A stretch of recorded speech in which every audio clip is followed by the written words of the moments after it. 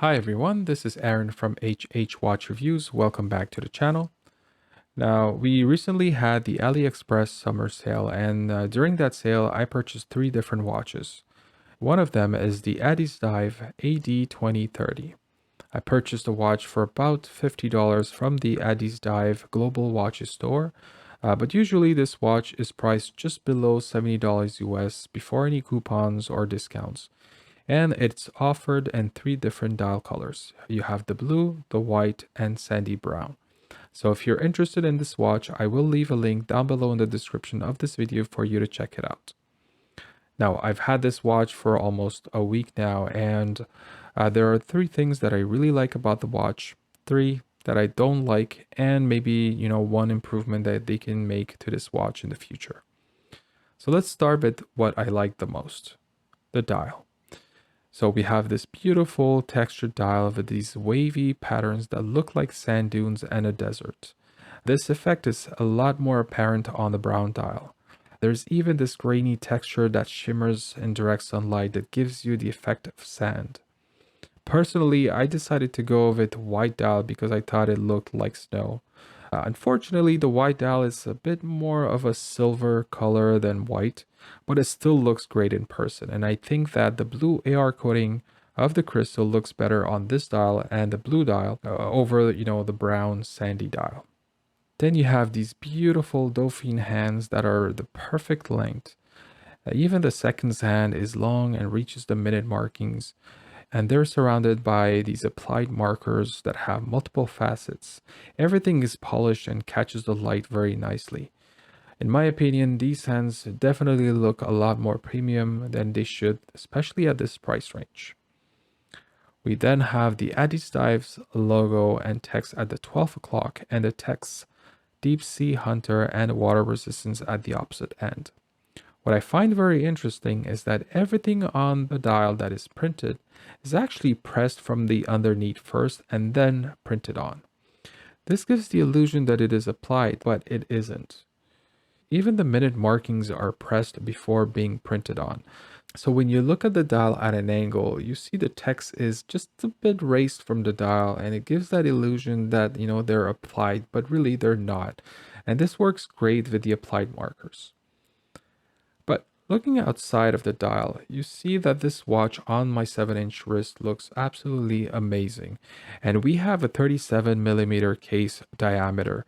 It actually measures 36mm at the bezel, and that's what they put on the spec sheet of this watch. We have a 46mm lug-to-lug distance and a thickness of around 11.3mm.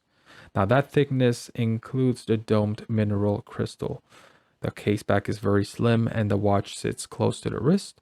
That makes it very easy to slide right under the cuff. We have a 3-link bracelet that tapers from 19mm down to 16mm, and the clasp is 17.8mm wide. The bracelet links are slim and the clasp is only 6.5mm thick. The proportions fit the overall dimensions of the case very nicely, and it improves the feel on the wrist. Honestly, throughout my week wearing this watch, there were times that I completely forgot I was wearing the watch because it's so comfortable on the wrist. Lastly, we have a 5.9mm screw down crown that gives this watch 100 meters of water resistance. The crown is very well proportioned for the case size, and it's very easy to grip and turn. Now, what helps with the dimensions, especially the thickness of this watch, is what is running this watch. The watch runs on a VH31 mega quartz movement from Seiko, and this is what Seiko refers to as their sweep second quartz series. So what that means is that unlike regular quartz movements where the second hand ticks once every second, this watch's second hand ticks at 2 Hz or 4 ticks per second. For comparison, an NH35 will tick 6 times per second, so you get the smooth sweeping seconds hand of a mechanical movement, but the accuracy of a quartz movement. The other benefit of this movement is that the seconds hand hits every marker and there's no misalignment. Now, this watch is not perfect, and we're going to start with what I think can be a deal breaker for many people, and I would totally get it. It has to be the branding and the logo. It is one of the worst things on this watch. Honestly, everything about the branding and the logo screams diver watch. The logo is a diving mask with 2 spear guns and 3 stars on top. I'm sure it goes great with the Addiesdive brand name, but on this watch it makes absolutely no sense. The logo is even engraved on the case back and on the clasp, so you're reminded of a dive watch every time you look at your watch, but it's clearly not. And then on top of all that, you have Deep Sea Hunter printed at the 6 o'clock and on the case back, which again makes no sense on a non-diver watch. In my opinion, they should just go over the brand name printed at the 12 o'clock if they don't want to change the brand name, and maybe leave the 3 stars above it. Remove Deep Sea Hunter completely from this watch, and just put the water resistance at the 6 o'clock, or maybe just print Mega Quartz instead. I think that will make the dial look a lot more cleaner, and the branding of this watch will match the design of the watch a lot better.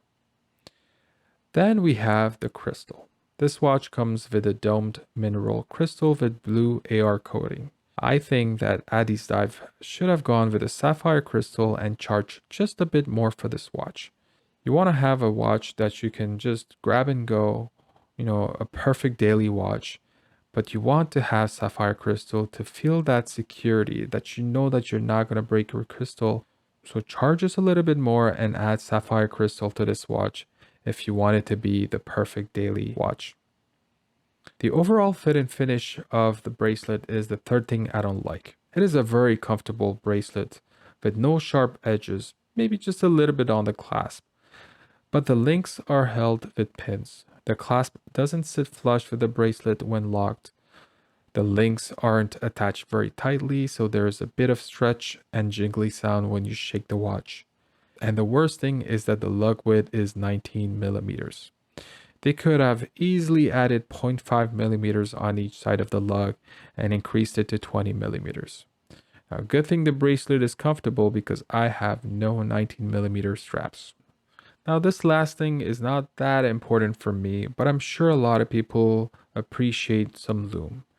So maybe add a little bit of lume on the dial because when it gets dark, it's very hard to read the time. I mean, it's nice having polished markers, but it's not Grand Seiko level polishing. So you need a lot more than a little bit of light to be able to read the time. So that about wraps up my review of this watch. Let me know down below in the comments, what do you think of this watch? Is this one that you're planning on possibly purchasing during the next sale? What do you think of the Mega Quartz movement? Would you actually prefer this watch if it had a mechanical movement, or maybe just give you the option to choose if you want an automatic movement or a quartz movement? Personally, I am shocked at how good this watch is and how much Addiesdive got right with this one. If they can find a better branding for their non-diver watches and work on their logo, then this watch would be the perfect daily watch for myself. This would also make their Explorer homage one of the best ones out there. I haven't had hands-on with the Explorer homage yet, but based on the photos, this looks like the same case, same bracelet, just the dial is different and the handset. So if they can improve all these things and apply it also to the Explorer homage, then I think that the Explorer homage is a no-brainer purchase right away. That concludes my review of the Addiesdive AD2030. If you enjoyed this video, as always, please feel free to like this video and share it with a friend or two or anyone who is interested in watches. And if you want to see more watch content, please hit that subscribe button, and while you're there, click on that notification bell if you want to be notified whenever I upload a new video. So as usual, thank you for watching, and I'll talk to you on the next one.